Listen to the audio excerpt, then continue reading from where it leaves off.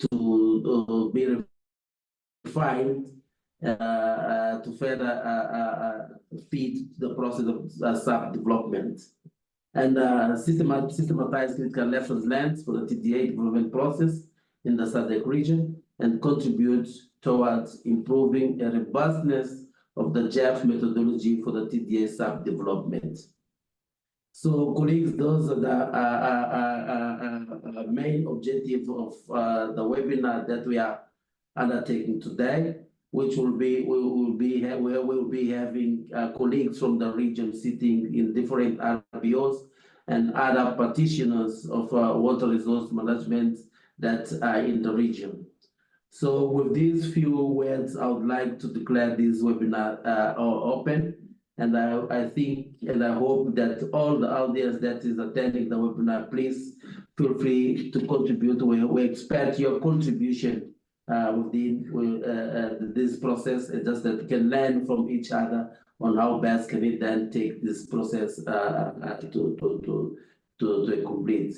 With these few words, then I would like to call the facilitator of this process, later, to take us through the program of the day and also start with the whole process of discussion under this program. Thank you. Natileka, over to you. Thank you very much, ES. And please permit me to keep the video off for now, maybe until later on, so that the internet can be stable. Just to say, I hope you can hear me. You can hear me? Yes, we can hear you. We hear you. Okay. We hear you, sir. Yeah. No, thank you very much. There's a hand from the interpreter, Portuguese, please. Okay. Yes, please we can proceed. hear you. Thank you. Oh, thank you very much. Yes, just to go to the program, Mr. Gizito, do you have the program which maybe you could beam on the system? Okay, let me do that. I'll beam it while you proceed. Okay, yeah, just to request kindly everybody, I see that the webinar is quite well attended. We have plus minus more than 90 participants. So introductions would be very difficult. So Gizito, if you permit us, can we ask people to register on the chat? Will that help you, or how can that be handled? Yes, thank you, facilitator. I think I have also urged the participants to use the chat to introduce themselves so that we have more time for discussion. Thank you very much. I see that the program is not yet up, but given that the time is ticking as usual, I hope the colleague from the UNDP, Mme Madeleine, Dr. Yiratuza, are you ready to make your presentation?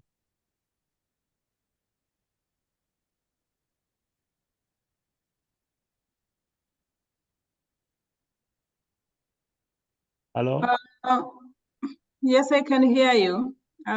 Thank you so much.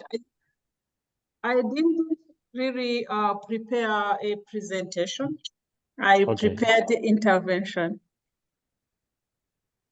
Okay, because you have 5 minutes allocated to yourself. If it's remarks, may you please proceed. I'm trying to make sure that we keep within the time. Thank you. Yeah, thank you so much, Lenka. I'm really very pleased to be part of this discussion, and I much appreciate the efforts of RIMCOM and GWP South Africa to organize different meetings and different webinars to discuss what is going on in the basin, and also to request for inputs in key policy documents and tools that the project is developing. So I would say that in terms of the TDA and SAP development and implementation, it would be useful for the TDA. Excuse me, give me a second.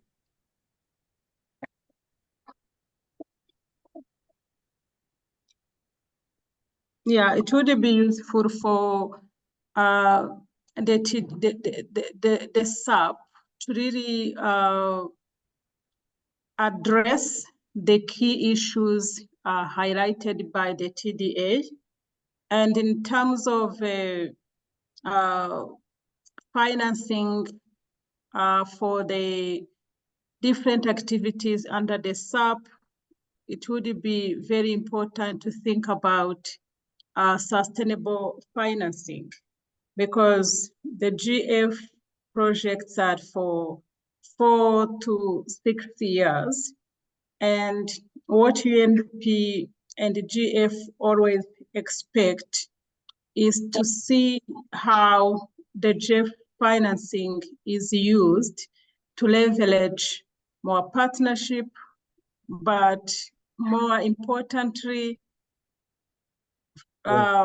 securing financing for the river basin to continue or to upscale the achievements of the projects. So I would suggest that in the SAP, it would be important to have a component or some activities related to member states working together to think about what are the water accounts of the Limpopo Basin. What are the potential? What is the potential for payment for ecosystem services? How can the river basin engage the private sector, not only in terms of participating in some of the activities where you find that they can really contribute in terms of providing ideas or advising on how things should be done, but also in terms of financing. And those activities should be based on the potential investments, because businesses should come in to put their money in something that will benefit them. So I think Pera will speak afterwards, and you have already a good example of OCACOM fund. So I think something similar for Rimocom would really be useful and would not only attract GEF financing for the next phase, but also UNDP and other donors that are more interested in loans and grants mechanisms. Another thing I wanted to also to indicate that would be very important for the SAP is to see how the planned activities can be implemented in a more integrated way. Because if, for instance, the project is going to do the second joint basin survey, that's an example. How do we use the data from the survey to address regional issues that are, for instance, related to food security, to sustainable energy? How do we bring in food, energy, and the water nexus? Because that's something that the GF is very interested in, UNDP and other donors out here are looking at. And so to the approach, it's part of the project, but how do we implement it in a way that the riparian states work together to ensure that the source to sea approach we're taking is not creating conflicts between member states, but rather it is designed in a way that the member states want to contribute.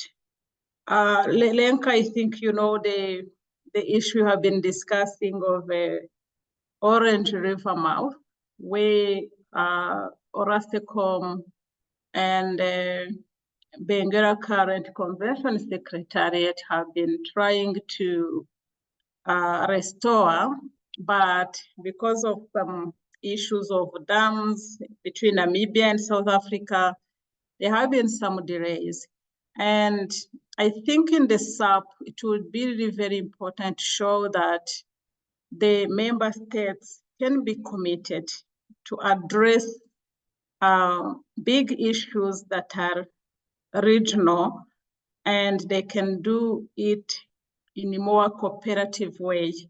So once you can show that is possible, then I think some partners may be interested in working with the Rimcom and GWP to also address other issues. So I think ensuring that the riparian state cooperation in addressing the river basin key problems is very important, because everybody wants to support a river basin organization that can really strongly bring together the member states and show that they can work together, not only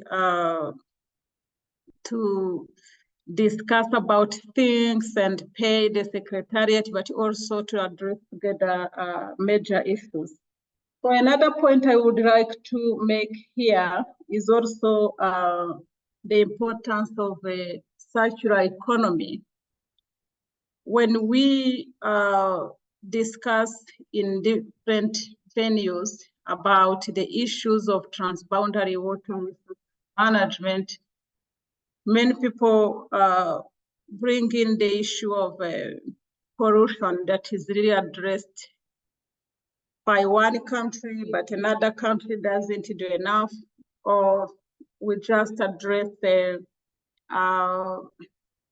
what happens today without touching the real causes of the problem. I think Rimcom has really a good opportunity to showcase how the issues of water pollution can be addressed from the source, not just to where we find the impact take place. And this can only happen when the project can support the development of legal frameworks that would enable that to happen, where the member states can agree on which interventions can be done where to ensure that each contributes toward that goal. And another important element is how do member states really work together to address the issue of water security? And I think the whole purpose of having river basin organizations is to enable member states to come up with the agreements that would help them to equitably use water resources. So something around proper water allocation of the resources within the basin would be very important, and especially when all of the member states show the willingness to sign the agreements. I would start with the TDA and the SAP. So in some regions, you may develop very, very good documents, and some member states would sign, others would not. So I think for us really to get more resources for the next phase, we should make sure that key policy documents are signed or approved by all of the member states and the commitments are clear. Yes, So, if yeah. you could please just wrap it up, the time is not on our side. Okay, thank you so much. So I think I will stop there, and those are the key elements I wanted to mention. I know to go to very common ones. Yeah, we will still come and see what else we can say under the panel conversation we'll have later on. Thank you very much, Mayor Madeleine. I know virtual is always a bit complicated. When we are physical, we can raise a hand and say, oh, just please wrap up. Mr. Ramwedi, I hope you are ready, sir. You can see the time is now a bit squeezed, but let's try to make good use of this webinar. Thank you, sir. Thank you, facilitator. Indeed, time is fast running, so I'll try to be with a bit of speed, albeit not compromising the information. I'll be giving our experience from the part of the sub-region, which is made up of the Okavango River Basin.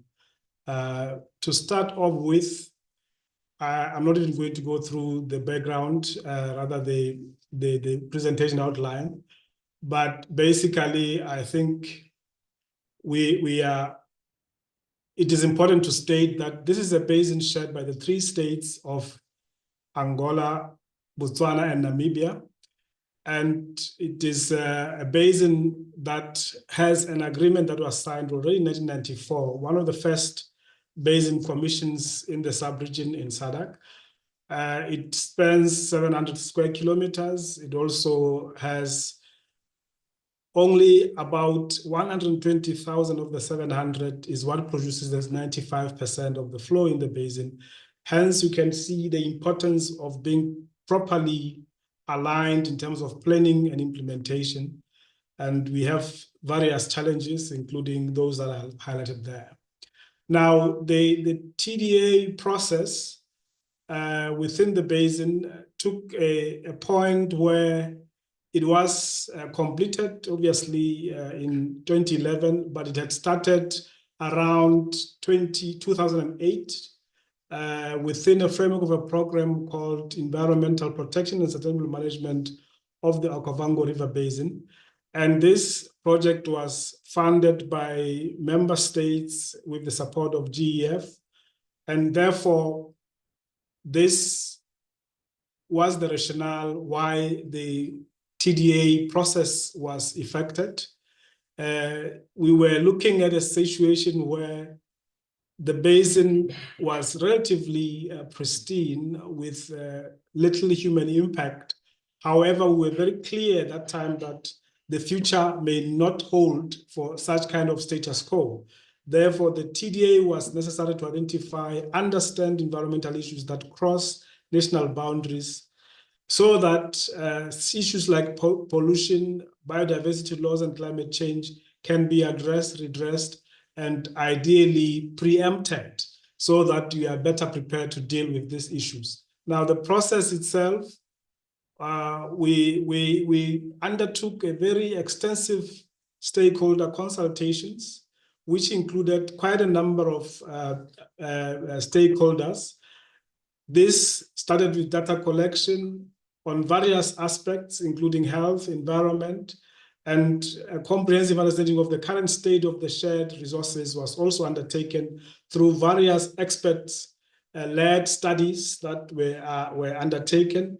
Some of the colleagues in this webinar were part of the teams that were working during the time of the development of the TDA and the SAP as part of the expertise that were coming up with some of the information critical to inform the TDA and the process that subsequently will follow, which would be the development of the SAP itself. The TDA risk assessment helped to evaluate potential risks to both the environment, livelihood, human health, and of course, helping to prioritize the issues that need immediate attention or intervention. And this would then be included in the strategic action program that the countries would have ultimately agreed on. Different approaches were undertaken, obviously including several assessments to make sure that the TDA is well versed with a process that would look at the drivers, the pressures, the status quo, the status of the basin, impacts that come from various activities, and then, of course, response approach and what should be done then to respond to some of these impacts. So this is what informed the process. For instance, integrated flow assessment was undertaken. Economic analyses were undertaken as part of the process. Governance and policy analysis was done through the 3 countries. And coastal chain analysis was also undertaken as part of the process. And therefore, we were able to effectively identify physical, chemical features in the basin, including issues around the geomorphology, the climate and the climate variability, the hydrology, the water quality, and the topography, etc. This then would inform the SAP in terms of developing specific attention areas for undertaking the process, or rather remediating these challenges that would have been identified. There were also issues around the biological components, basin ecosystems, related biological productivity, the fauna and the flora, ecosystem functions and services. And you will note that in the implementation then of the SAP, we would be addressing ourselves to these issues specifically. And the TDA, as was the basic informing part for the SAP, was quite critical in making sure that these issues are identified and then can inform our SAP. Population growth, social livelihoods and education and health indicators were also applied. These were issues relating to people's dynamics. And then, of course, we identified that there are a number of drivers and threats which are very important to be considered, and that could then be able to address the needs to implement specific initiatives to address some of these basins, threats and challenges. We were able, through the TDA, to enhance transboundary cooperation by providing common framework for basin analysis. It was also an issue that was able to improve collaboration among different countries and stakeholders through the joint approaches, joint work on some of these activities. This cooperation was crucial for the development of joint strategies and actions to address the potential environment threats during the TDA process. We were able to also then propagate this into the SAP so that they can inform activities that would be proposed. Now, going into the SAP, its overall objectives or overarching objective is to ensure that we are promoting and strengthening the integrated sustainable management and use and development of the basin through a proper arrangement in line with internationally approved and recognized best practices to protect, in the main, the biodiversity, improve livelihoods and basin communities.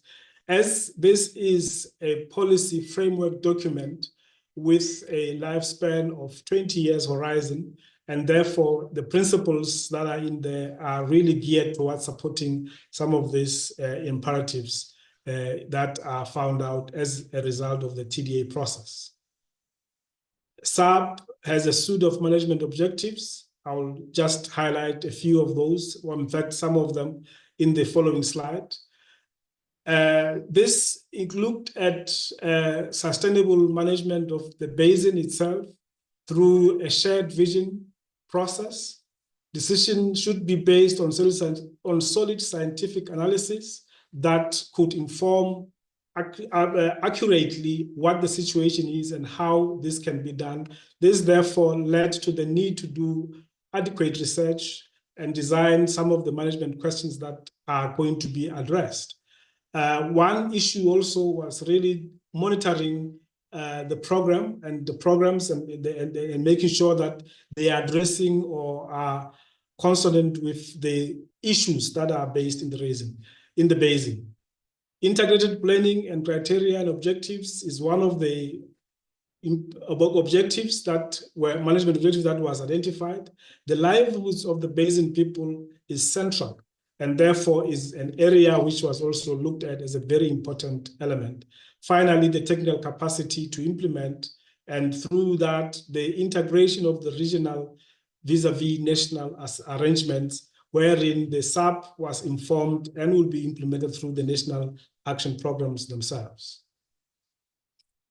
Through the SAP, we then developed a basin development management framework, which was, of course, guided by the integrated management objectives. The SAP is a long-term framework, as I indicated, and then this BDMF further highlights and concretize the activities that are going to be followed through in terms of implementing the SAP. It provides for a long-term vision and agreement on the accepted development space in the Okavango, the shared vision, which is highlighted there, and the 4 thematic areas that are critical were identified, and this is the area of focus for all the interventions that we are undertaking, which are listed there. We are looking and focusing on livelihoods and socio-economic development. We are looking at water resources management. We are looking at land management, because we have realized that land use and land management is a critical factor that affects the health and the sustainability of the basin requirements, especially affecting water resources as well as the biodiversity. Environment and biodiversity, very critical, and that's one of the areas that our BDMF is focusing on as part of the SAP.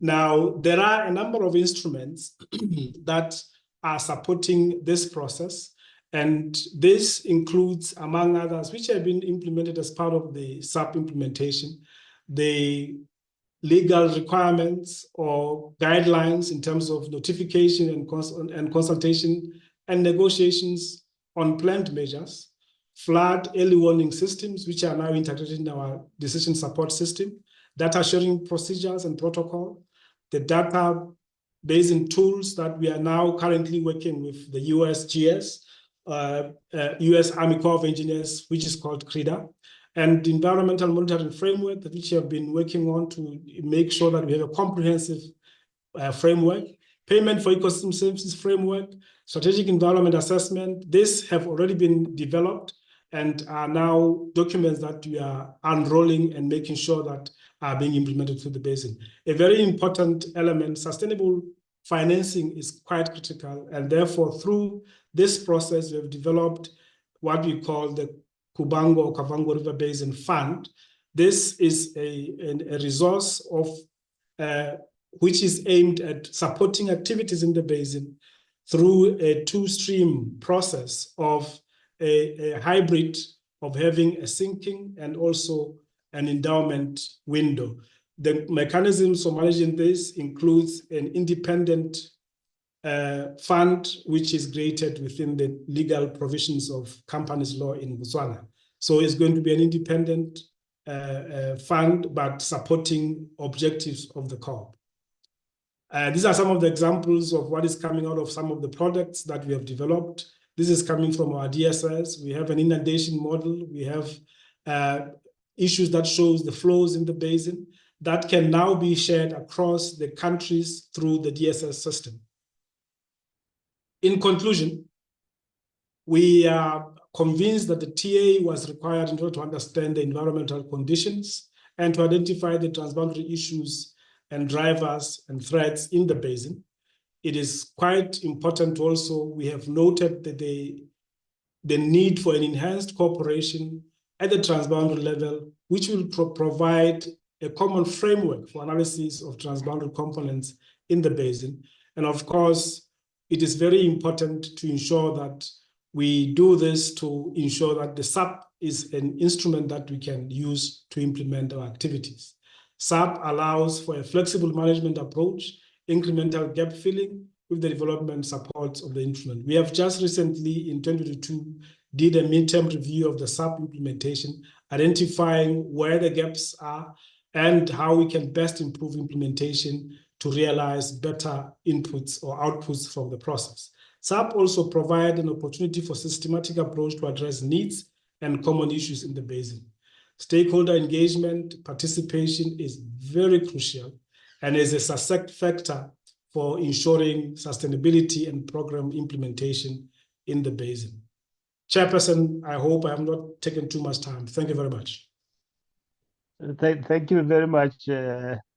Ramwedi. The time is already a problem, but let's just hope we can cover what needs to be covered. You can hear me? I can hear you, sir. Oh, thank you very much. Without much time, let's carry on and ask interim ES, Mr. Madamombe, to please present. Okay, thank you very much, Ntate. I'm going to present on the experience that we've had in the development of the Transboundary Diagnostic Limpopo Basin being both the Pungwe and Sawe River Basins, which are shared by Mozambique and Zimbabwe. Just to say, we are almost concluding the TDA process. We started about 2.5 years ago, and we are at a stage where we expect the ministers to sign the strategic action plan. So my presentation will be very brief. I'll talk of the background, and then the TDA process, the steps that we followed, and then the experience and lessons learned from the development. Next stage. Okay, this is just a map of the 3 river basins. Up there, we've got the Pungwe Basin, starting in Zimbabwe, flowing into the Indian Ocean, 5% in Zimbabwe, and then 95% in Mozambique. Then in between, we've got the Buzi, which is also almost 30,000 square kilometers, almost similar to the Pungwe. And then we've got the Sawe Basin, which is 85% in Zim, and the rest is in. So this is a unique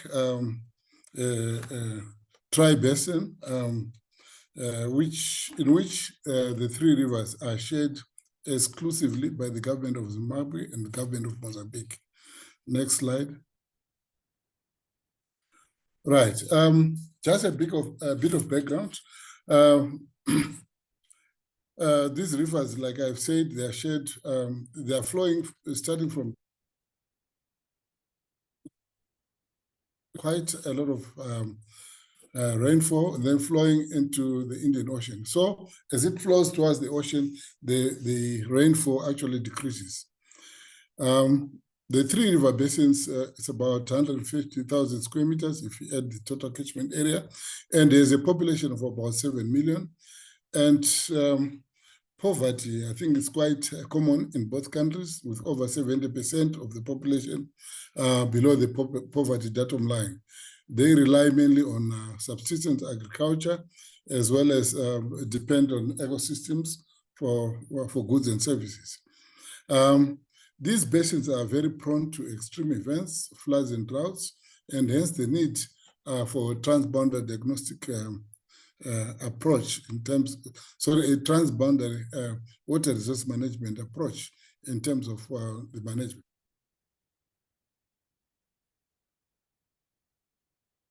Structure, the Buzi and the Pungwe, very little infrastructure, whereas if you compare that to the Sawe Basin in Mozambique, in Zimbabwe, there's been heavy investment in terms of infrastructure on the Zimbabwean side. The Pungwe is the main source of water for the city of Beira and also for the city of Mutare in Zimbabwe, and therefore it is a very strategic river for the two countries. Next. As I've highlighted that the Save Basin on the Zimbabwean side, there is a history of dams having developed over the last 100 years. And I think there are still a lot of projects that are earmarked in terms of harnessing more water within the Save Basin. The agroclimatic conditions are very suitable for sugarcane. And as a result, vast tracts of land have actually been set aside for sugar production. And this has distorted the flows downstream due to heavy commitments in terms of water use. So I'll briefly highlight the steps that we followed in the development of the PUPUSA TDA process. The first step was orientation. An orientation workshop for key participants involved in the development of the TDA and the program management unit, as well as government officials, was held to ensure that the participants were very clear about the processes regarding the TDA and SAP processes. And then the second stage was the PMU developed the terms of reference.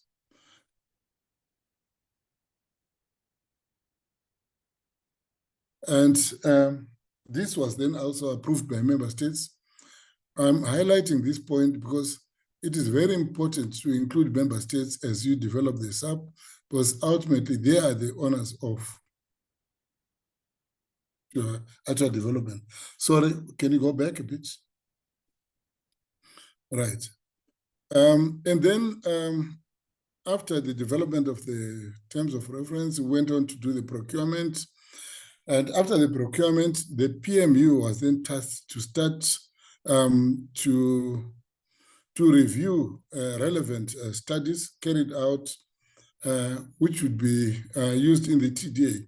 There are a lot of monographs that were done in the Pungwe, the Buzi, and Sawe with the support of CEDA and other organizations.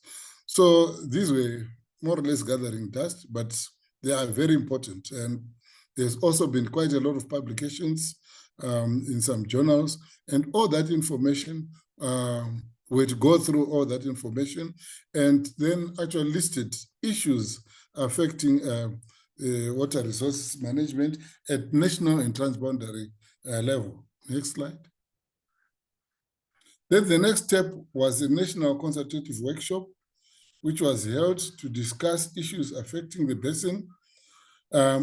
Remember, with that background information, when we done our research, so it was actually easier when we went into the national workshops to find out if there were more issues or some of the issues were no longer important. So we went through that process. And also, as part of the national consultative workshops, the team leader actually held an orientation to the stakeholders so that they would understand the TDA process, because they were going to be actively involved. Then step 5 was to prepare the national reports, which had all that information, which we had done some research, and also the information which we got from the stakeholders. Then step 6 was to go back to the national groups to actually have these issues validated. When they were validated, the next step was to do a causal chain analysis. And we held this causal chain analysis with with the key representatives from both Zimbabwe and Mozambique. This was done in order to have a better understanding of what are the underlying causes, what are the issues in the basin, what are the root causes, and what are the underlying causes, and what are the impacts in terms of what was happening in the basin. Then step number 9 was to develop thematic reports based on the key issues that had been highlighted and also brought up by member states. The key issues were for the thematic reports was to come out with the evidence on climate change and its possible impacts, and also the issue of water quality. Remember, there's quite a lot of gold panning taking place in the Pungwe and the Buzi in both Mozambique and Zimbabwe. So I wanted to determine to what extent water quality had been compromised. Then the next was to look at water scarcity due to climate change, and also some developments that were taking place in the basins. And then the issue of groundwater was also an issue that was brought up. We wanted to have some preliminary understanding of the groundwater issues, its occurrence, and so forth. And then we also looked at environmental flows, which we thought was very, very key, as the two countries already have some agreements on water sharing, where also the issue of environmental flows are in there, but not clearly defined. Then the next step was to the validation of the NAPs. That's the National Action Plans and the thematic reports. Also bring about, we brought together the national consultative teams, as well as the transboundary consultative teams to discuss the national action plans. From there, we then developed the draft strategic action plans. The draft strategic action plans took quite a lot of information from the national action plans, which were of information which was both at national and transboundary level. So there was quite a lot of consultation. And then from there, as we developed the strategic action plan, the next thing was to prioritize and validate areas of interventions that we had proposed. At the same time, once we've done that, we did consult and the strategic action plans were approved. The next thing was then to develop concept notes to try and address some of the issues that had been raised in the strategic action plans. And then the strategic action plans were then presented before the Bupusa Project Steering Committee, and they were approved. Next. Right, so we are at a stage now where we are going to have a strategic action plan sensitization workshop that will include quite a lot of stakeholders and potential partners, just to highlight what are the issues that came out, and also for the partners to start appreciating some of the issues and look at what they will be able to maybe take on with us. And step number 16, this is still to be done. This is when we're going to present the strategic action plan to Bupusa Commission for clearance, because it is this clearance house, the technical committee, which will then forward the strategic action plans to the ministers for approval. And we are hoping that this will take place sometime in October. So some of the issues which were brought, which would like to share, were to do with livelihoods, infrastructure development, environmental degradation, and also the issues of environment and biodiversity. Experience. I have just a few bullets to share. I think the initial training helped the stakeholders in understanding the TDA process development and also the JEF requirements. Stakeholder consultation was key in streamlining and developing of in-depth understanding of issues in the basin. We tried to use virtual platforms, hybrid platforms, but there we also learned that you could actually lose some valuable contributions, and some of people who could not participate because of the problems that we have in the region of fluctuating internet. Then also the thematic reports that were developed, we had to hire some consultants who had in-depth knowledge about some of the issues which we wanted to flesh out. We also made use of alternate research students who we tasked particularly to look at gold panning and also the social impact. Next slide. Yeah, Next please wrap slide. up that. Okay. Okay, next slide, please. Next slide, Kizito. Okay. Yeah. Then the other issue that came out very strongly was the issue of poverty. The issue of poverty as a cross-cutting issue in environmental degradation, climate change, and so forth. So we defined a way of putting in some interventions that also addresses poverty alleviation, because our previous experience was that stakeholders are now fed up for paper generation.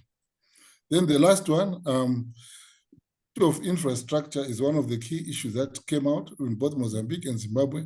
And we know that Jeff is not in a position to support grey infrastructure. So, but it kept coming up. Next. Last slide. Okay, thank you. I think in short, that's what I can say about the processes that we did follow. Thank you very much. Thank you very much, Mr. Madamombe, for the extensive sharing of the experiences.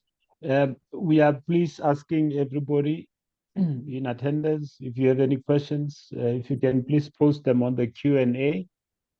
Otherwise, we'd like to move on to Professor Mazvimavi, who has been working with the Limpopo. Prof, you also have 10 minutes. We are eating into the panel discussion, but I hope this information is very critical because it hasn't been shared before. Thank you. Kizito, can I share my version, please? Okay.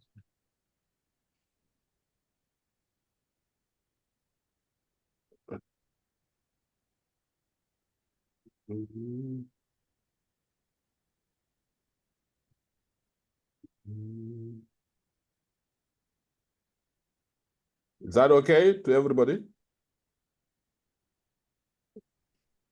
Not yet. Yeah, it's fine now on my Can side. see you. Okay. Thank you. I'll brief you on the process that we followed. We've just followed in the Limpopo River Basin. And so far for the TDA, the objectives that we had, we wanted to identify and prioritize the water-related problems, transboundary ones, and to determine their causes. And another objective was to establish the environmental impacts and their socio-economic consequences. And our approach has been that, one, we had stakeholder engagement in each basin and with all the basin states together. And of course, the thematic reports that have already been referred to by Mr. Madamombe. Then we also used information from complementary Jeff work streams. I'll talk later on about this. So we started off with, in each country, a 2-day workshop. And during this 2-day workshop, the aim was actually to identify and prioritize the problems, and also from there on to look at the causes. These workshops were attended by, in each workshop, with about 27 to 37 participants, and they were mainly from government, sectors such as water, agriculture, wildlife management, fisheries. We also had local authorities, NGOs, universities, and members of the research, those coming from research institutes. We also had a few participants from the private sector, such as mining and farmers. And during these workshops, as already like in the Bupusa, first of all, was to brief the participants about the TDA process, what was involved. And then we had some focus group discussions so that the participants could actually try to identify what are the key problems in their basins, what are related problems, and they were quite interactive. So in each workshop, we had as an output a list of the problems that have been identified. The numbers varied from 13 to 19. Of course, some of the problems one could see they were sometimes of national importance, but not necessarily transboundary, sometimes being of national importance and with transboundary implications. So from these, after the national consultations, we then had to have all the countries, the riparian countries, their representatives. We had a workshop, and the purpose of the workshop was really to look at the list coming from the nationals. So we requested that each country should present their lists because they are the ones who had identified and articulate them and also share with their counterparts. And so there was that sharing of information. They were happy that actually they were willing to actually to present their own findings rather than us doing the presenting. And during this basin-wide workshop, there was quite a lot of discussion about trying to look at the similarities of some of the problems, trying to say now among the 4 countries, various countries, which are the problems that the countries consider as being key. And they also had some looking at the causes and cause-effect analysis, causal chain analysis during that time. At the end of the workshop, we were able to have a list of transboundary problems that had been agreed upon. And of course, we had the head of the delegation of each of the countries actually confirming, or their representative confirming that they agreed to the problems that had been identified. And they identified 7 problems, which I'm going to look at individually. You could see actually they also are common to other basins. So one of the major problems that was identified as being highly problematic in the Limpopo Basin was the deterioration of water quality. And some of the causes, we all know, for example, mining, poorly managed wastewater, and sometimes lack of wastewater management, irrigation return flows. Some of the basins where this is problematic is, for example, in South Africa on the Crocodile, Olifants River Basin. We also have gold panning in other parts of the Limpopo in other countries. The other problem that the countries identified was the declining of the available water resources.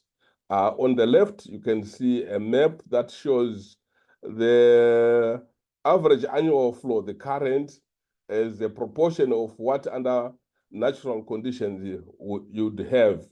So where you have red colors, those are parts of the basin where the current flow is about 31 to 50% of what would be the natural, and the blue would be 50 to 75, and the green 75 to 100. You can see the Olifants River Basin, the one often described as one of the most hardworking river basins in South Africa. That is, the current flow is in the 31 to 50%. On the right, you can actually see that if we compare the flows of the Limpopo at the outlet, at the mouth, comparing the monthly flow, the current to the natural, we can see actually in October, the current is, we should say, it's about 10% of what will be the natural flow. The impact decreases as you get into the wet season from January to about March. But during the low flows, actually, we have quite a severe impact. And hence, we see in the Limpopo, on the left side, the arrows there, they are showing you interbasin water transfers. So that is actually, there's now transfer of water from other basins or within the Limpopo to make up for the deficit. So the issue of the declining water availability is actually a major issue. But one also has to caution that it's in some parts of the basins, some parts of the Limpopo Basin, there's not much utilization of water resources. So one has to be very careful about when you talk about the Limpopo. The other issue that the countries identified was that there is weak transboundary water resource management within the Limpopo. And some of the reasons as a result that is there is inadequate information about the available water. The purple triangles showing you where flows are being measured, but there are some gaps. Even where we have flows being measured, sometimes there are issues of accuracy. So one of the problems in the Limpopo is actually understanding how much water is available.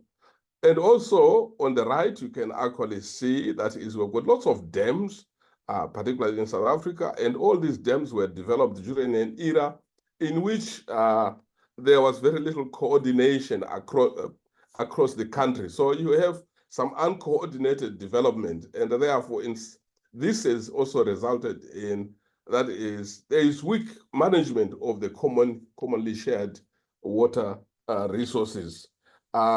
For example, there's no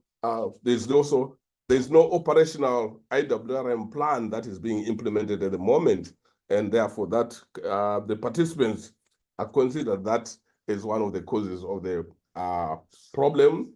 And of course, the issue of information exchange is at the moment.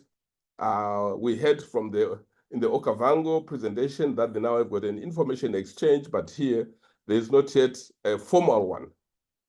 Land degradation is actually a major problem in the Limpopo River Basin for various causes. I think we all know about this. But one of the problems is actually trying to have an understanding of the severity of the problem in the different parts of the basin. I'll come back to this comment again. Another, for example, some of the emerging issues, even in the Bupusa, this is also a problem. Gold panning, mining around long rivers, sand mining is actually becoming highly problematic. And other, of course, causes of land degradation. Again, some of these issues that are linked to poverty, limited livelihoods options. Another issues that the countries flagged or agreed upon is that the loss of biodiversity, that is both terrestrial biodiversity and aquatic biodiversity, that these are actually some of the key problems. I think some of the problems we know, like for example, in some parts of the basin, charcoal making is now quite a big business. Sedimentation was also considered to be one of the problems. The sedimentation, again, linked to land degradation, loss of channels capacity, loss of reservoir storage dams capacity. The countries think that this has got transboundary implications on the availability of water. The low resilience to extreme weather events is also a major problem in the basin. The Limpopo, almost every year, it's in the path of cyclones or tropical storms, and we also have flooding occurring. And sometimes, like this year, we've had droughts, and there's weak response. The participants referred to the issue of lack of, that is, ineffective early warning systems. They also talked about lack of exchange of information, and a seemingly now development that is heavy reliance on external relief. Right, so those are the problems. Some of the challenges that one can highlight so far is the JEF methodology of doing TDA is premised on the fact that you don't do new studies like what was done in the Okavango, that you utilize the available information. But what we have what is emerging is that the availability of information is unequal among the countries. So what tends now to happen is when you are trying to establish the severity of the problem spatially and of course the magnitude, we find that there is unequal, sort of an unintended unequal consideration of problems among countries because of lack of information. So that becomes actually a very uncomfortable point, because you want actually to have equal treatment, but because of the disparities in information, this becomes actually a major issue.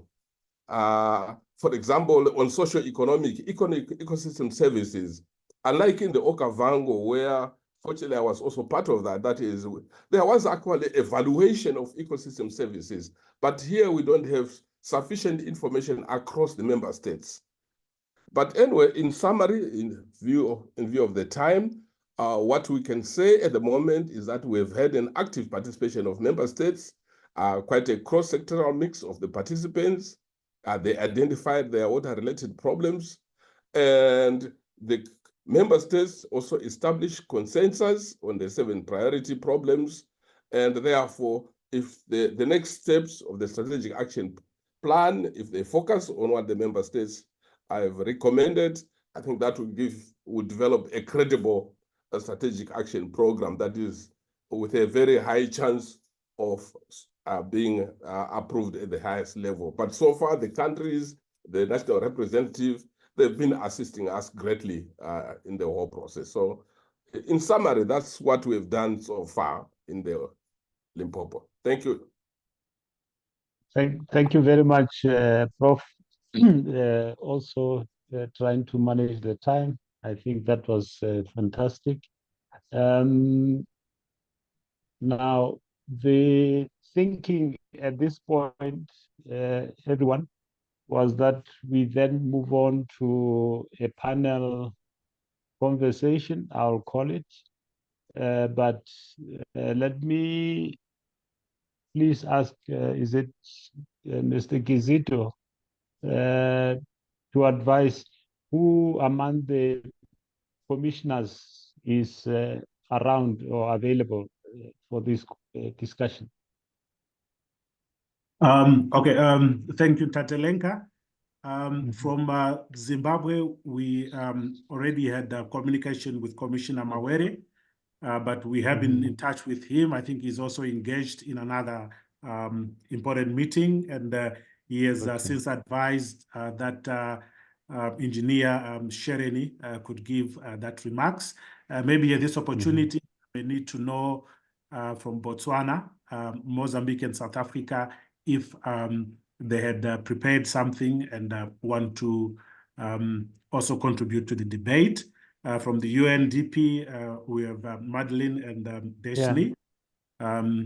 So I think we would rather proceed that way. Or in the meantime, you may also probably go ahead and pose some questions to the panelists.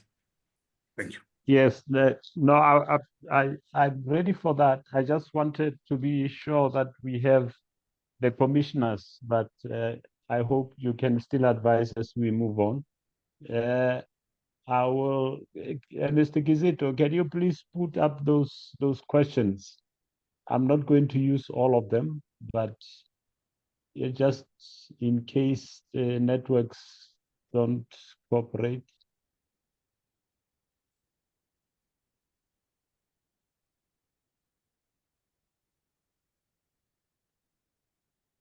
But the first question was actually to the 3 colleagues.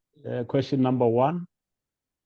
I would wish that we proceed with that one. And then from around question number 3, I will ask that we change a little bit so that we try to maximize the available time, which is a little limited today. Question to each of the colleagues, Mr. Ramwedi, Mr. Madamombe, and Senor Sergio. What would you say are the 2 main highlights or lessons? I know you have said most of them, but maybe as a way of trying to prioritize a little bit, that you can share on how the TDA process contributes to ensuring the use of robust science evidence to inform decision-making and overall governance of the river basin. Very briefly, please, starting with you, Ndadephela.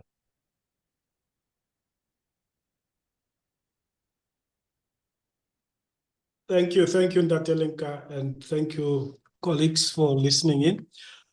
Look, I can only say that one of the most important things that one can highlight really is the fact that the process has to be very consultative, involving various stakeholders and scientific and academic communities, which would be carrying out the studies or the assessments on well-researched information and data. This is quite critical. If you would see the number of involved experts in the development of the TDA within the OCACOM, it was quite extensive, both regional experts, some of them quite well versed in the various areas or aspects of great concern in the basin.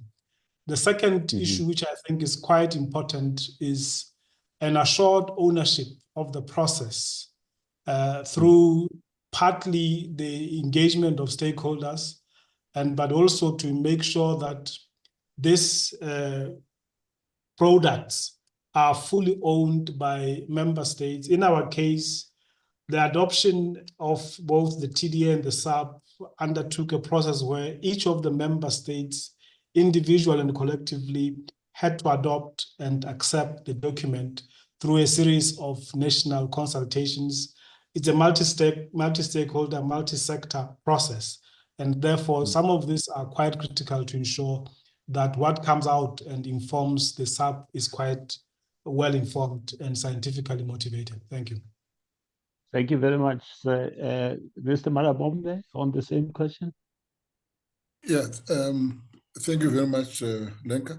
Yeah, I think the issues which were raised by OCACOM are almost similar to what Bupusa can also testify to. The issue of research and also of consultants who are very knowledgeable about the subject is very critical in the sense that you are able to bring out issues so that they are understood by the ordinary person and therefore be able to generate some interventions based on that. So we find the case of gold panning, for example, it became very clear what the impact and also what needed to be done. So that's why in terms of water quality, we included that in our strategic action plan. Also, like what Tate just said, we cannot underrate the issue of stakeholder participation in the process. Because remember, this is a process. And at each stage, it has to be approved. So if you leave out the stakeholders, you get to the strategic action plan and people will just say, no, we don't agree with that. And then you are back to square one.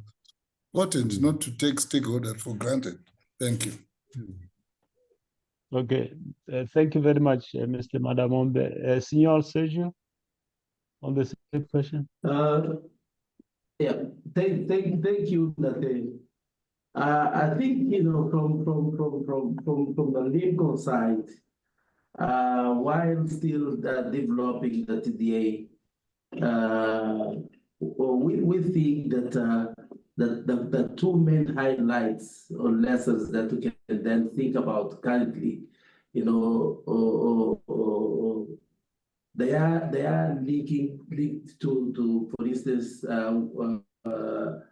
to the joint base survey that is currently being undertaken by Limco as a kind of a robust scientific and evidence-informed decision that we're going to do to make, in a number of. This involves the scientific and comprehensive data collections and analysis of water quality and aquatic ecological status to assess current states of the river basins, water resource, ecosystems, and socioeconomic condition to inform policy making aimed at preserving and enhancing a basin ecological, ecological, and socio-economic well-being of the present and future generation.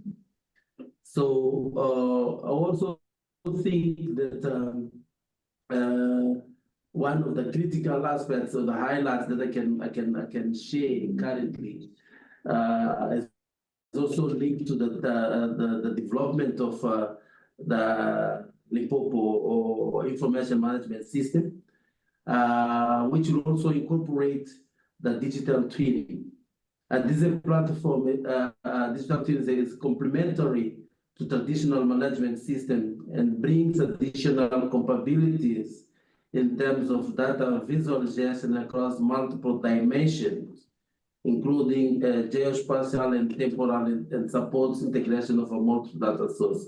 So, you know, I can even go beyond to say that this is a leveraging, you know, innovation and new digital technology to support improving decision making. So I think that those are critical. Those are the highlights that I can share, you know, as the main lessons that we have were learned so far. But again, as indicated by other colleagues, there are elements that we cannot move to the whole process until finalizing the development of the TDA without, you know, a proper engagement of the stakeholders and the proper engagement of private sector and so on and so forth, the scientific community. So those we have somehow initiated, you know, to efforts to bring them on board. And the process that has been presented by Prof. Dominic, from what we have done so far and how are we doing so far, it also includes those. I mean, it's very important that we have all those representation of the set so that we can have a proper diagnostic of the basin, so that we can then inform accordingly the strategic action plan that is going to be developed based on those information. Thank you, Nati. Thank you very much, Senor Sergio. I would now wish to proceed to our colleagues from the UNDP. Dr. Madeleine, are you still on the line? Yes, I'm still around. Thank you for the floor. Okay, let me ask the question so that the other colleagues who don't have the question know what you are responding to. We are saying or asking that because the UNDP has a global outreach, in other words, utilizing your global outreach to RBOs and your insights into financing opportunities, including those which are available under the GF, which broad areas would you advise Limcom and Bupusa, I mean the incoming colleagues, to emphasize or leverage in their strategic action plans to raise the possibilities of attracting established and emerging financing? I hope you had this question before sent out so that you can say it briefly. And thank you. Yeah, thank you so much. I think I really touched base on the responses to this question during my earlier intervention, but I also want to come back to the point that was raised by several colleagues who have shared their experiences on the importance of data, because securing sustainable financing, I indicated before, can't happen if whatever you develop as a project is not based on evidence. So it's very important to ensure that data collection and data management systems work very well, not only in the Limpopo Basin, but also in other river basin organizations of SADC. I know creating a regional management information system sometimes is an issue for river basin organizations because some member states may be reluctant to share the data. Putting data sharing agreement would be very important for Limcom if it is not yet there.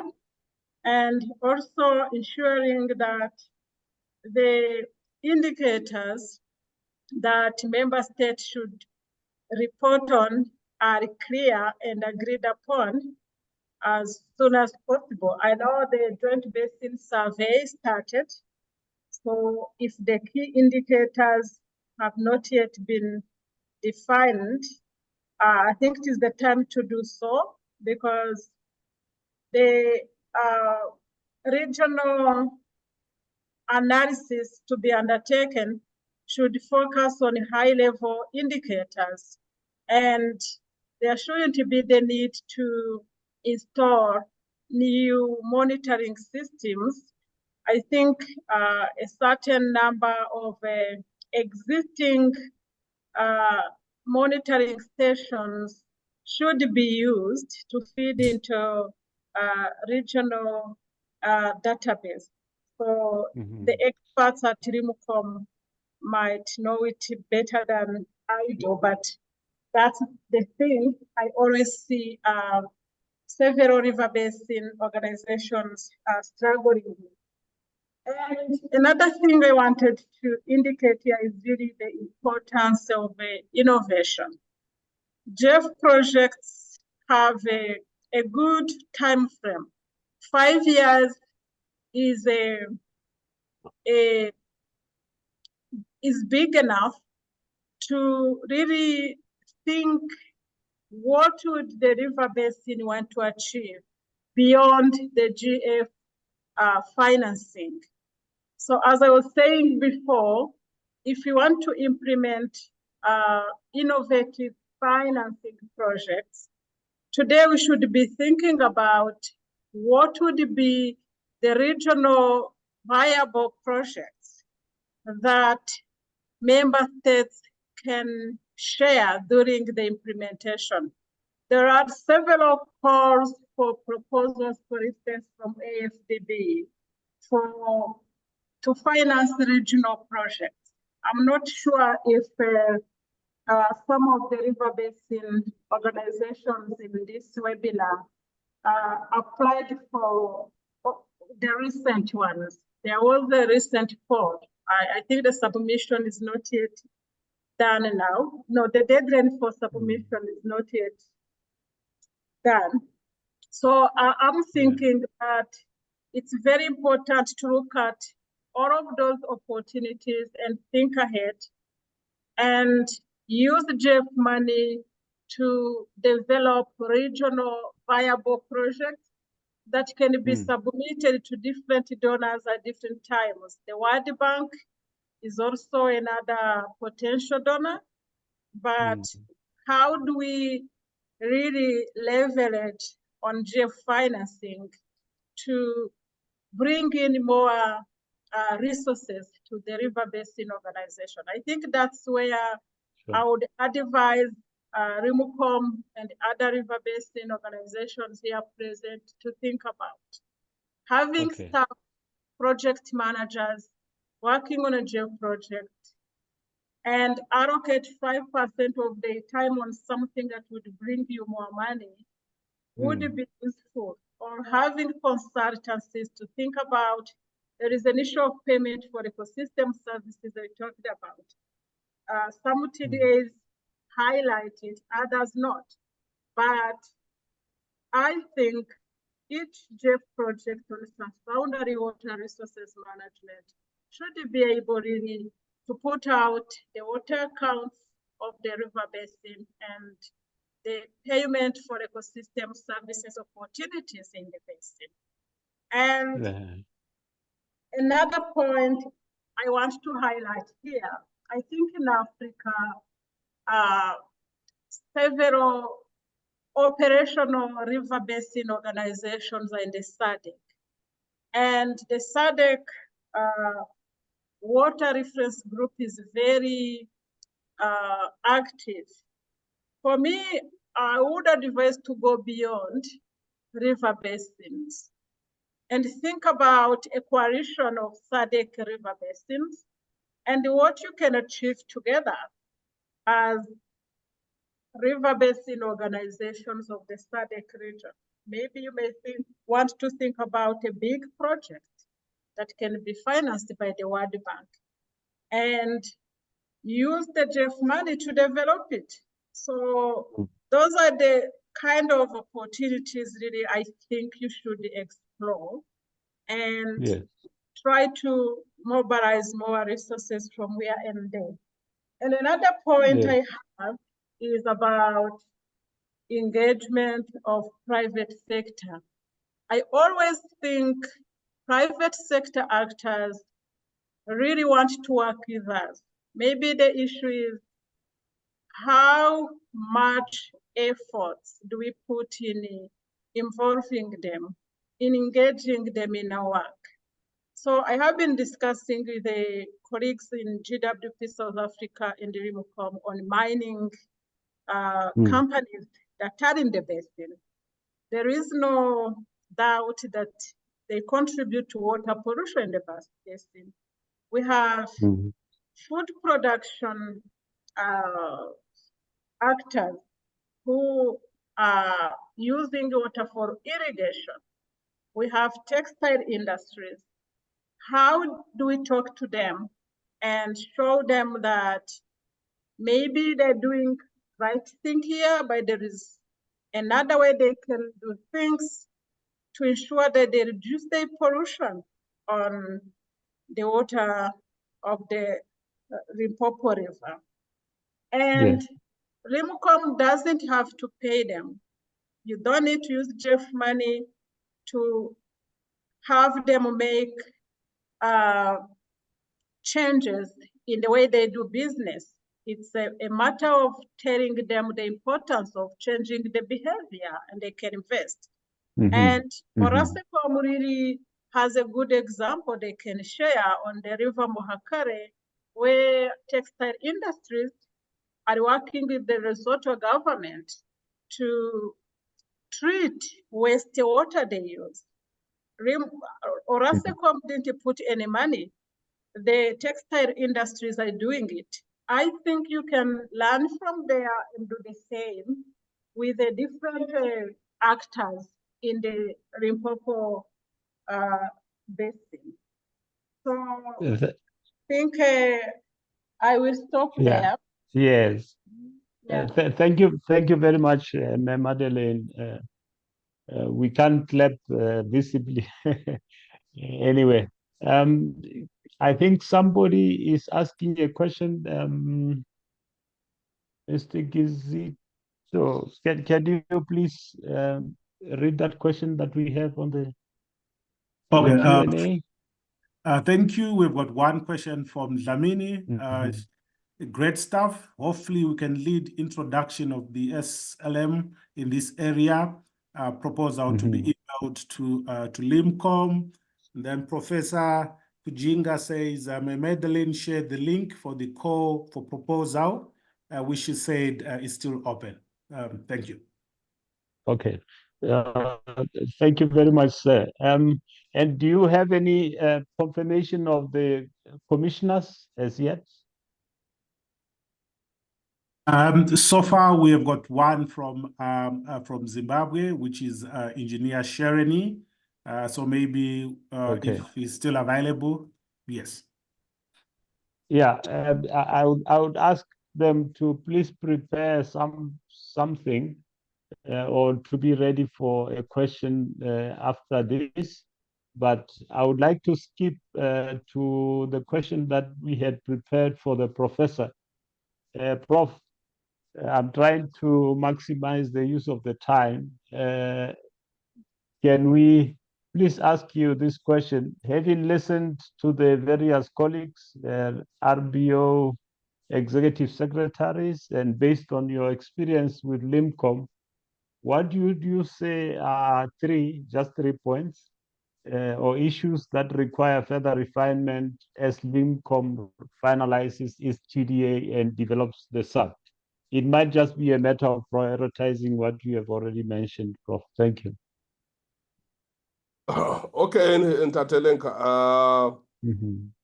I think one of the issues that has come up, for example, from Okacom, fortunately I was also part of that, they need to improve the scientific basis for the TDA and problem formulation.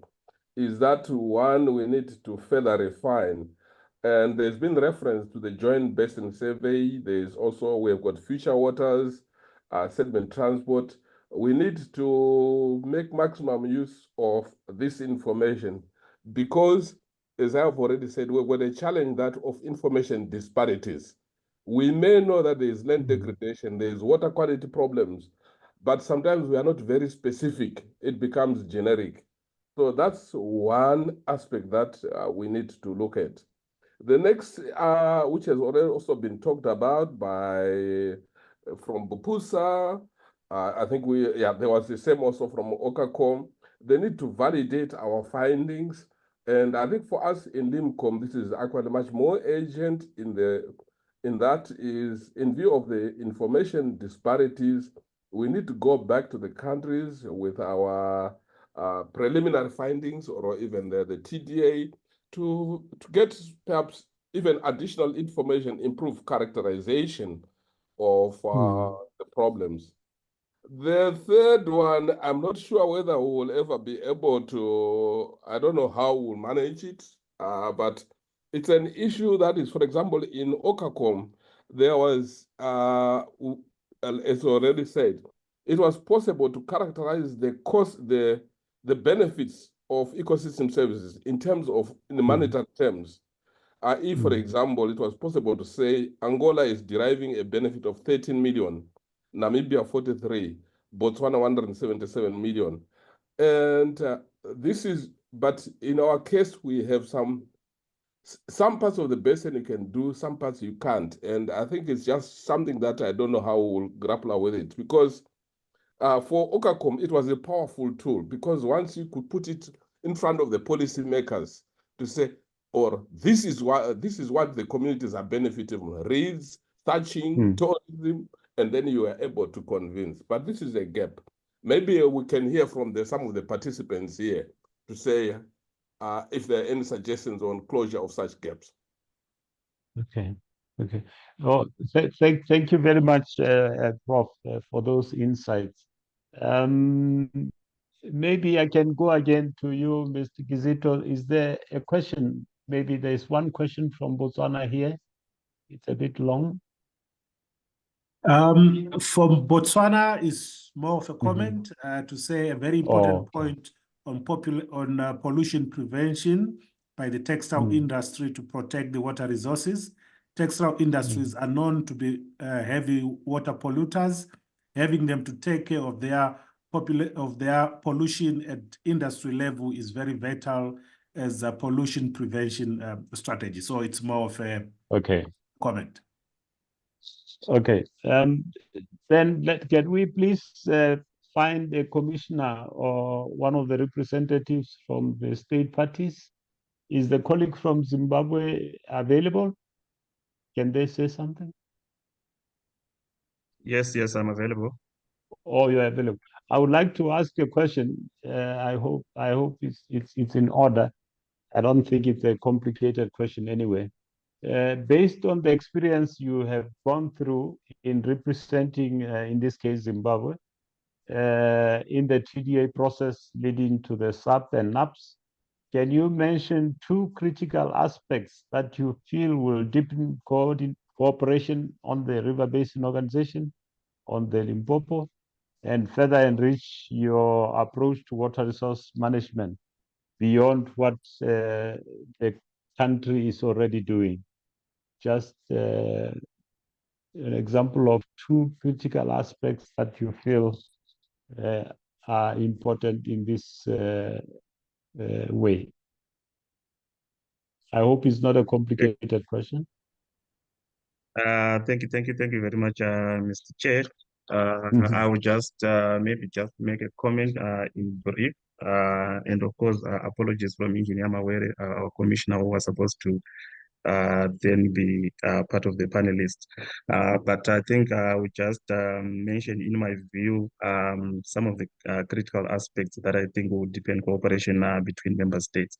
I think most of what we are doing now in terms of the TTA and other aspects of this project mainly should be driven by what we find from scientific evidence based on the data and information that we get from member states.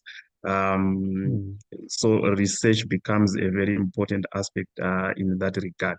So I think one of the critical things that I think would deepen cooperation in our member states would have been joint research between the member states, because I think that is one aspect that then drives and engages all the member states to then have that capability of having research that is organized for all the member states that are involved in transboundary water resources management for the Limpopo Basin. So this is one critical aspect that I thought maybe if we can have more of that, then our efforts would then be unified and obviously in tandem with each other. Then I think maybe the second one then becomes information sharing. I think that is very very critical.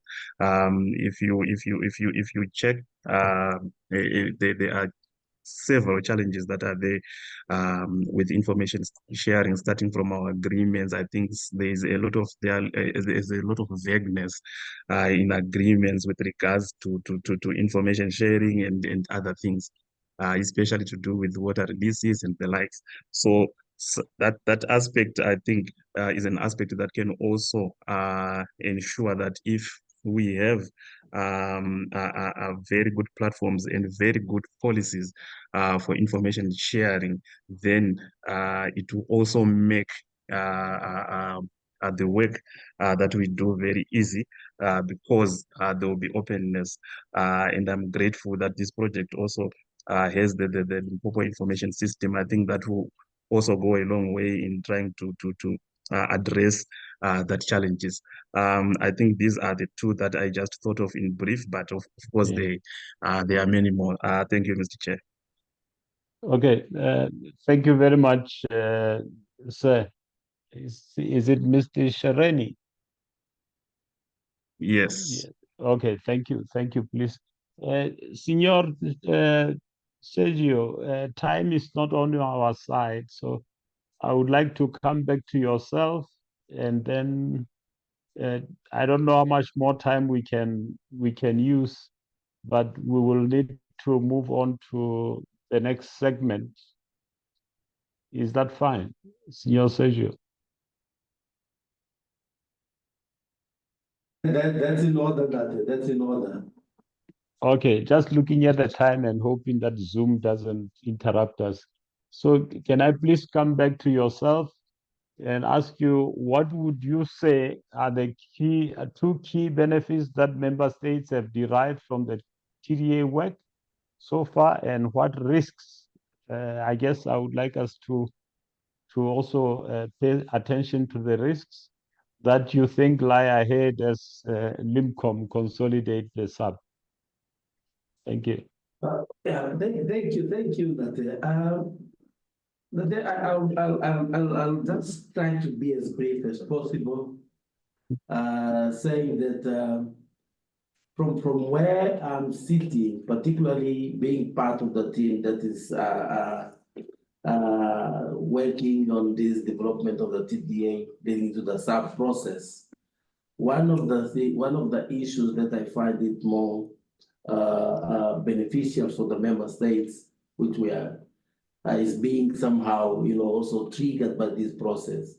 It has to do with the joint planning and capacitation of the member states, the technical aspects that are currently being undertaken from different work streams that contribute to the TDA development process.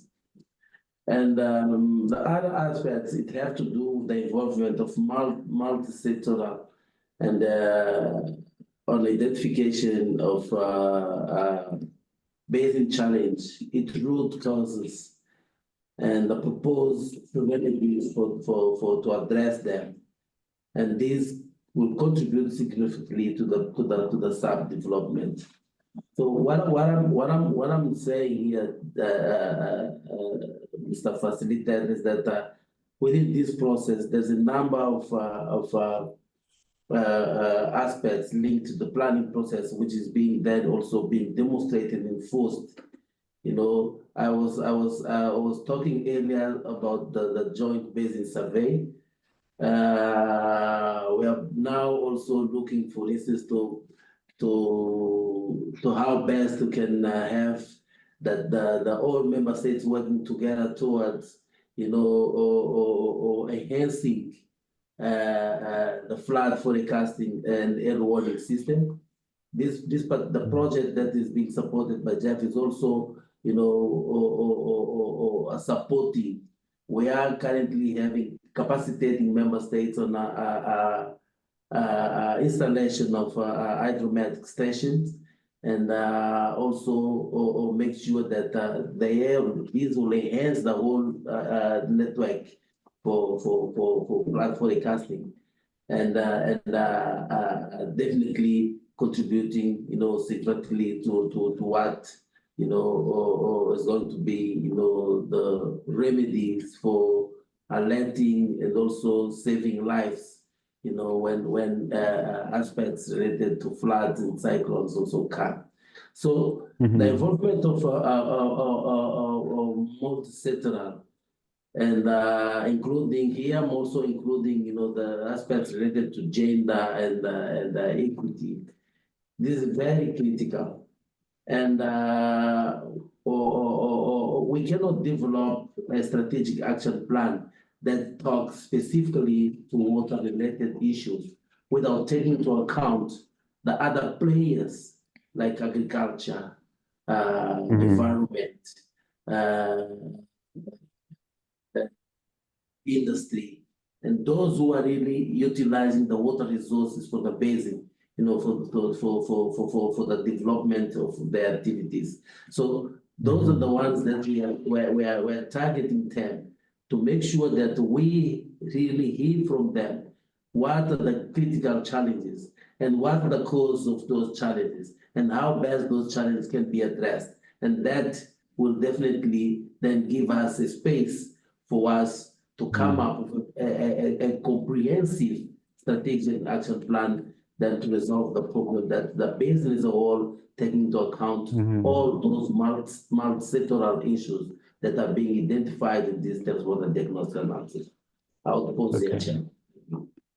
No, thank you very much, Senor Sergio. I'm looking at the time. I think now we have left only 5 minutes each for the colleagues who are still to come in to wrap up. And also, I don't remember whether it's the ES who is going to do the closing or the project coordinator.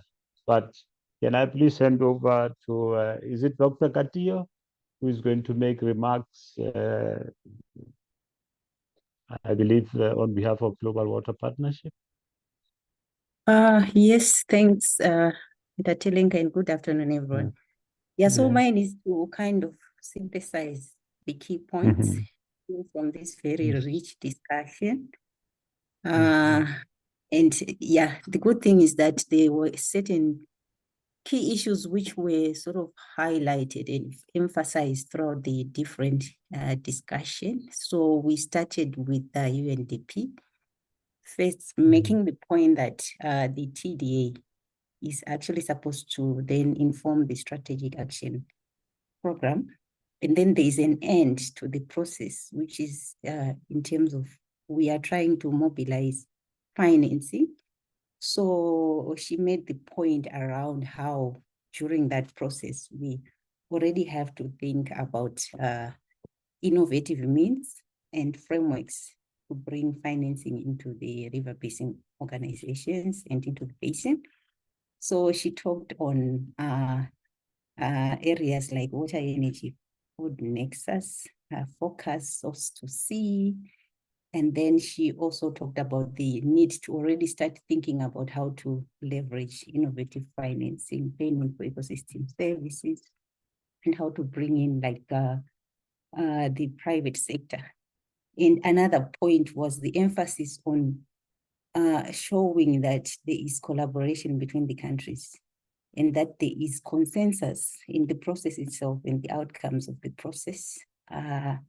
This aspect of having all the countries involved signing up to the products and to the instruments that would have come out of the process.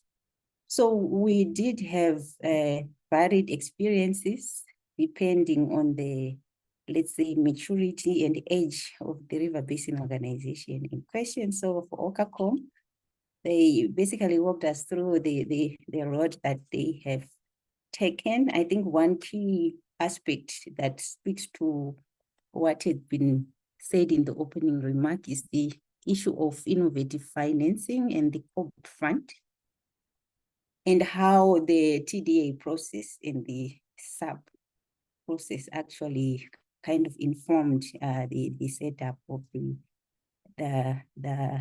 COP fund. Yeah, so when we move to,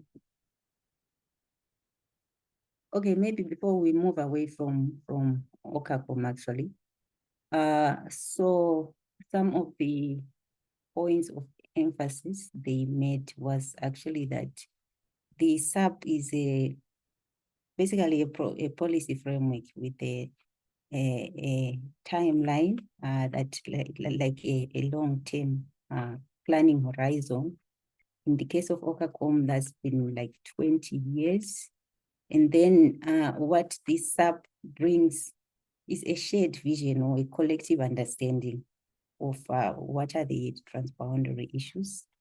And then it has to be informed by the transboundary diagnosis, which is obviously a science-based, evidence-based, or rather evidence-informed kind of deliverable, which means that you need to mobilize a number of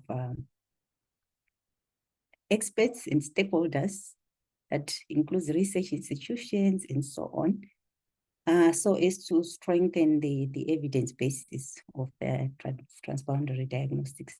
That same point was made by the other river basin organizations as well.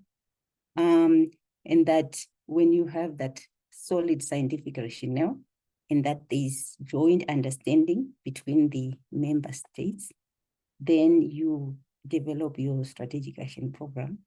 And then we also learned from OCACOM how that is then informed a follow-up basin development management framework, which was prioritizing certain elements like livelihoods and socioeconomics, water resources management, land management, environment, and biodiversity. And I think one of the other points of emphasis by OCACOM is the instruments or the, instruments like the prior notification, data sharing procedures, environmental monitoring framework that came, just to mention a few, that came with implementing the SAP in the basin development management framework. So in essence, we do have a transboundary diagnostic analysis process, which is evidence-based, which is owned by the countries, which we then informs the planning and the resource mobilization, and is accompanied by certain instruments. For BOPUSA, the emphasis was on the process itself and the need for ownership and taking along the member states, notwithstanding that it's a highly technical process where you need to bring, the best minds around the table in order to do the analysis and so on. But it's also very important to get the member states to own that analysis, to understand, to have a joint understanding as implied by the process of the transboundary and transboundary diagnostic. And then for them to interrogate what are the drivers and the causes through the causal chain analysis. So another point made by POSACOM relates to issues like poverty and infrastructure, which will come out in the discussion, but which are not necessarily, for example, the issue of green infrastructure, which are not necessarily like something that can be earmarked for global environment facility funding. But from the other discussions and the submissions, especially by UNDP, this need to open our horizon in terms of innovative financing and what parallel processes can be happening while the transboundary diagnostic sub-process is happening in terms of exploring the other funding windows and funding opportunities that speak to what will be coming out from the TDA process. So yeah, finally, Limpopo itself, who are still kind of in the thick of things regards developing the transboundary diagnostics analysis. The point of really taking the member states on board in terms of understanding the issues and the technical outputs was made. However, also a challenge regards gaps in information, and not only that, non-homogeneity or discrepancies between the level of information that one can get from the riparian, from each riparian member states, and the need to address that, and the need to strengthen that as well. So I think in conclusion, given our time, the emphasis was on process, science basis or evidence basis of the whole process, and then the need for data and identifying that sometimes there is not enough data and just a call to say we need to have more comprehensive data collection happening, and then we need to have joint monitoring, and that the TDA process itself, sub-process, should inform initiative towards data sharing, joint monitoring, and also really this emphasis of looking at exploring different financing windows, particularly innovation financing. So in a nutshell, given our time, I think I would close it at that, although other issues like and so on came up. But the idea is we have to show a collaborative,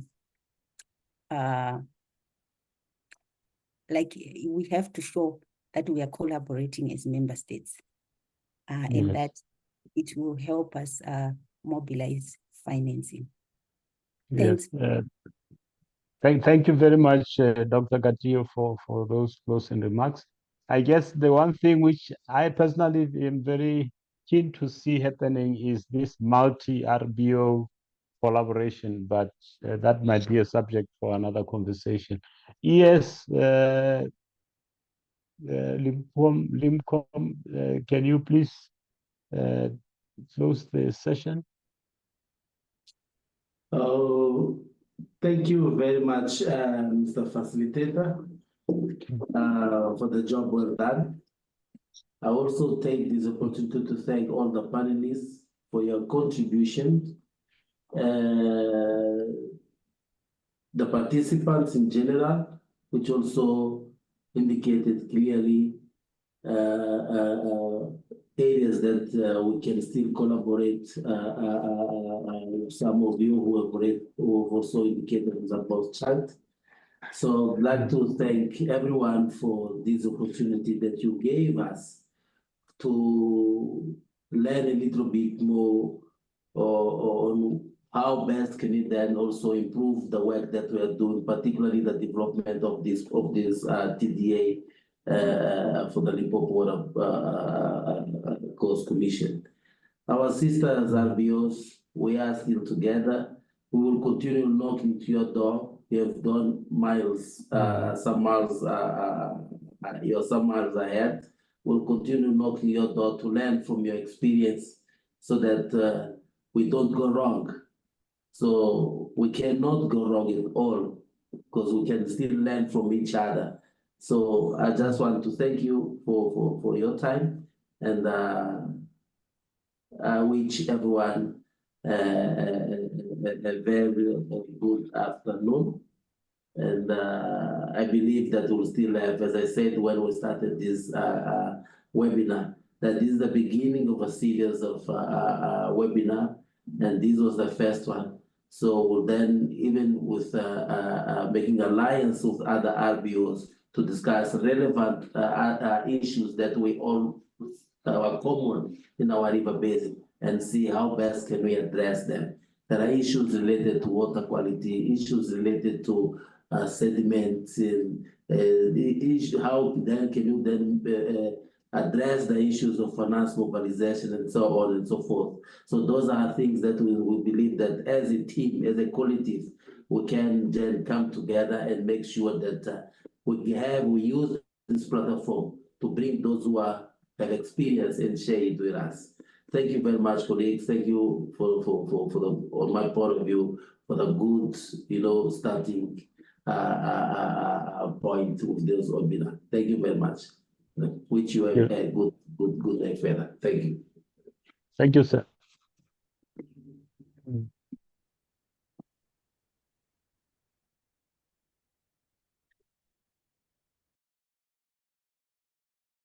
Thank you, everybody. Goodbye.